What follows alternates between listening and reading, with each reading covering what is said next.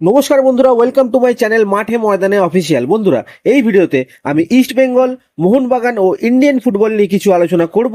তোমরা যারা যারা আমার ভিডিওটা দেখছো, আমার চ্যানেলটা প্লিজ সাবস্ক্রাইব করে নাও ইন্ডিয়ান ফুটবলের এরকম আরও আপডেট পেতে। তো কাল থেকে খুব বড় বড় মুভমেন্ট হয়েছে ট্রান্সফার মার্কেটে, তো সেসব নিয়ে আলোচনা তো করবই, কিন্তু তার আগে জ্যামি ম্যাকলেরেনকে নিয়ে একটা বিষয় বেরিয়ে আসছে, সেটা নিয়ে একটু আলোচনা করি। তো এই অস্ট্রেলিয়ান বিশ্বকাপার আগেই তার পোস্টে জানিয়ে দিয়েছিল সে মেলবোর্ন সিটি ছাড়ছে। সেখানে আবার দিমিত্রি পেট্রারস কমেন্ট করাতে জল্পনা কিন্তু আরো বেড়ে যায়, এবং তারপরে পরেই শোনা গিয়েছিল ম্যাকলেরেনকে একটা মোটা টাকার অফার করেছে মোহনবাগান, প্রায় 14 কোটি টাকা। এবং তিনি তখন মোহনবাগানকে মৌখিক সম্মতি জানালেও একটা বিষয় নিয়ে ব্যাপারটা এখনো ঝুলে আছে, কারণ অস্ট্রেলিয়ার কোচ গ্রাহাম আর্নল্ড জানিয়ে দিয়েছে অস্ট্রেলিয়া লিগের থেকে নিচে যে সমস্ত দেশের লিগগুলো রয়েছে এমন কোনো লিগে খেলা ফুটবলারদের অস্ট্রেলিয়ার জাতীয় দলে নেবেন না তিনি। তো এর আগে জেসন কামিন্সকে সই করিয়েছিল মোহনবাগান, তারপর থেকে অস্ট্রেলিয়ার জাতীয় দলের দরজা প্রায় বন্ধ হয়ে গেছে কিন্তু কামিন্সের। যদি ম্যাকলারেন ভারতে খেলতে আসে, সেও কিন্তু জাতীয় দল থেকে বাদ পড়ে যাবে। অস্ট্রেলিয়ার কোচ গ্রাহাম আর্নল্ড এ ব্যাপারে কিন্তু কড়া অবস্থান নিয়েছে। অস্ট্রেলিয়ার আরেকজন প্লেয়ার ম্যাট লেকি, সেও কিন্তু থাইল্যান্ডে খেলতে যাচ্ছে, তার ক্ষেত্রেও কিন্তু সেম ব্যবস্থা নেবে অস্ট্রেলিয়া। তো এমন অবস্থায় এখন দেখা যাক ম্যাকলারেন কি সিদ্ধান্ত নেয়, কোনটা তার কাছে অগ্রাধিকার পায়, দেশের হয়ে খেলা না অর্থ। তো এরপর আসি অন্য আপডেটে। প্রথমেই বলি বেঙ্গালুরুর জাতীয় দলে খেলা মিডফিল্ডার রোহিত কুমারের কথায়। তো রোহিত কিন্তু ওড়িশা এফসিতে সাইন করে দিল। তো বেঙ্গালুরু থেকে কোনো জাতীয় দলের প্লেয়ার বেরিয়ে অন্য ক্লাবে গেল, এটা কিন্তু বিশাল একটা ব্যাপার। যাই হোক, ওড়িশা কিন্তু এ বছরের প্রথম সাইনিংটা রোহিত কুমারকে দিয়ে শুরু করলো। এরপর কিন্তু ওড়িশা আরও সাইনিং করাবে, এবং শোনা যাচ্ছে ওড়িশা নাকি মুম্বাই সিটি এফসির স্টার প্লেয়ার বিপিন সিংকে টার্গেট করেছে। বিপিন কিন্তু অলরেডি একবার লোবেরার আন্ডারে খেলেছে এবং শিল্ড ও কাপ দুটোই কিন্তু জিতেছে। তো লোবেরার সঙ্গে তার বন্ডিং কিন্তু অনেক আগে থেকেই আছে। সেখান থেকে শোনা যাচ্ছে বিপিন কিন্তু মুম্বাই ছেড়ে ওড়িশা এফসিতে যেতে পারে। এরপর আসি কেরালার স্টার মিডফিল্ডার এবং সব থেকে ভ্যালুয়েবল প্লেয়ার আদ্রিয়ান লুনার কথায়। তো লুনা কিন্তু কেরালায় থেকে যেতে চলেছে। তিনি শোনা যাচ্ছে কেরালার সাথেই আগামী মরশুমটা কাটাবেন। তো তাকে কিন্তু রিটেইন করে নিল কেরালা, এটা কিন্তু খুব ভালো স্টেপ হবে কেরালার জন্য।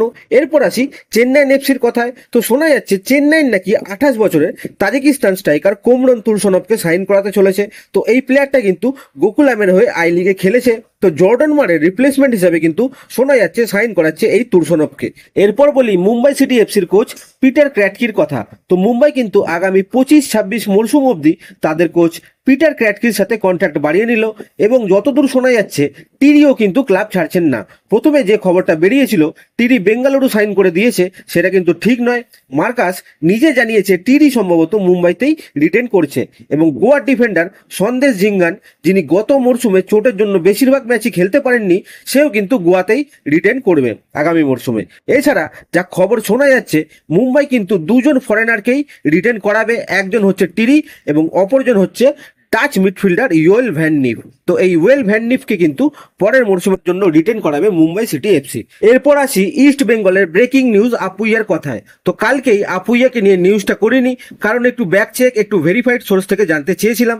তো বিভিন্ন ভেরিফাইড সোর্স থেকে জানার পর এবং রাতে মার্কাস মার্গুইলের টুইটারের পর 100% শিওর যে ইস্ট বেঙ্গল কিন্তু আপুইয়ার সাথে কথাবার্তা চালাচ্ছে, কিন্তু সেই কথাবার্তাটা খুবই ইনিশিয়াল স্টেজে আছে, এখনো কিন্তু ডিল ডানের পর্যায়ে যায়নি।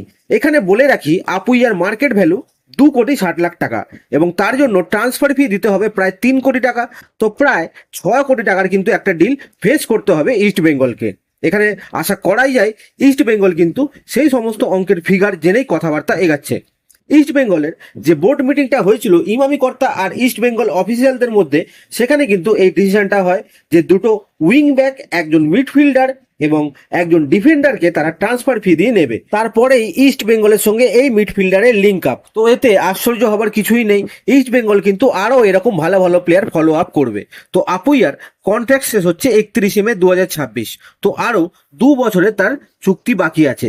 তার জন্য কিন্তু ট্রান্সফার ফি মাথায় রেখেও এই 22 বছরের প্লেয়ারের জন্য অল আউট যাচ্ছে ইস্ট বেঙ্গল বলেই শোনা যাচ্ছে।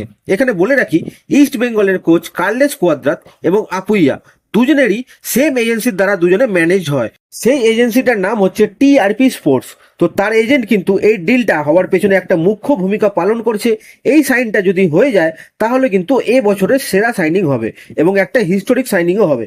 কেননা এত ট্রান্সফার ফি দিয়ে ইস্ট বেঙ্গল কোনো প্লেয়ার নেবে আর জাতীয় দলের প্রথম একাদশের প্লেয়ার নেবে, ইস্ট বেঙ্গল ফ্যানরা কিন্তু আশায় বুক বাঁধতেই পারে যে ইস্ট বেঙ্গল পরের মরশুমের জন্য আপুইয়াকে সাইন করাচ্ছে। এখন দেখা যাক ভবিষ্যতে কি হয়। তো আজকের ভিডিওতে এতটুকুই, দেখা হচ্ছে আবার পরের ভিডিওতে। নমস্কার।